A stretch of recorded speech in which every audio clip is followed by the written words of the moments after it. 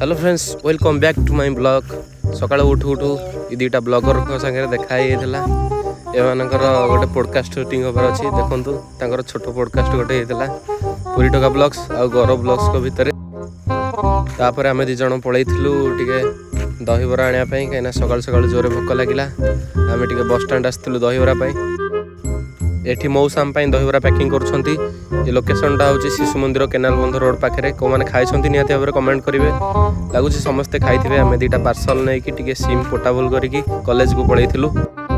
बहुत दिन पर सांग देखाला बोली तार टे मुह पाखक जूम कर कैमेरा नहीं जाइली तापर से दहीबरा खाइला टेस्टा मत एवरेज लगी ये मो दहीबरा खाऊँ तापर सांगर कॉलेज रे सर्टिफिकेट आने से आम कॉलेज जाऊँ तापर सांगर मोर सर्टिफिकेट जाऊँ सर्टिफिकेट नहीं कि आसला ये हॉस्टेल खाଇବା खाई भात डाली आ पोटल देखी पारे कौ भाया खाया तापर वीडियो को फ्री फायर खेल देखिकी एंड करवा। रोची जय जगन्नाथ।